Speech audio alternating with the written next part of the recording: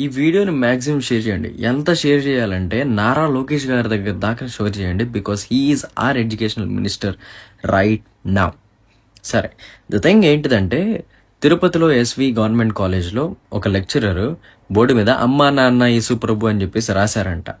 And దాని గురించి ఎవరో వీడియో తీసి వెంటనే సోషల్ మీడియాలో అప్లోడ్ చేస్తే దాని గురించి బాగా అవుట్రేజ్ చేసి ఆ కాలేజ్కి వెళ్ళి వాళ్ళు అసలుకి ఇలా చేయడం ఏంటి, ఇది కరెక్ట్ కానే కాదు అని అవన్నీ చేసేసరికి వెంటనే ఆ లెక్చరర్ని సస్పెండ్ చేశారంట.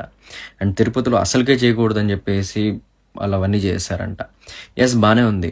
I to agree with that. Because ఎందుకంటే ఎడ్యుకేషనల్ ఇన్స్టిట్యూట్స్కి కానీ ఎడ్యుకేషన్కి కానీ ఈ రిలీజన్ అనే ఆస్పెక్ట్ అనేది కొంచెం దూరంగానే ఉండాలి. Because religion always divides. And educational ఇన్స్టిట్యూట్స్లో కానీ స్కూల్స్లో కానీ వీటన్నిటిలో యూనిటీ ఉండాలి. అండ్ డైవర్సిటీ అనేది కంపల్సరీ ప్రమోట్ చేయాలి. అలానే ఉండాలి, కరెక్టే. కానీ నాకు ఒక విషయం గుర్తొచ్చింది. అండ్ దాని గురించి నాకైతే డైరెక్ట్గా నారా లోకేష్ గారినే అడగాలని చెప్పేసి అనిపించింది.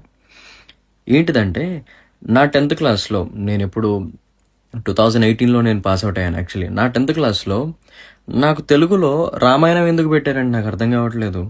అది ఫోర్స్ఫుల్ కన్వర్షన్ కాదా? ఆవిడ ఇప్పుడు ఏదైతే చేసిందో అమ్మా నాన్న యేసు ప్రభు అని రాసింది ఏదైతే ఉందో అది కన్వర్షన్ అయితే, ఇప్పుడు రామాయణం నాకు 10th క్లాస్లో రామాయణం పెట్టడం అనేది అది కంపల్సరీ ఫోర్స్ఫుల్ కన్వర్జనే. బికాజ్ ఎందుకంటే సచ్చినట్టు మేము కంపల్సరీ చదవాల్సిందే. అండ్ దాని గురించి మేము ఎగ్జామ్లు రాయాల్సిందే. లేకపోతే మాకు మార్కులు రావు, లేకపోతే మేము పాస్ అవ్వము. అది కన్వర్షన్ కాదా? నా పాయింట్ అయితే చాలా అంటే చాలా సింపుల్. ఏంటంటే ఆవిడ చేసింది ఏదైతే ఉందో అబ్సల్యూట్లీ రాంగ్.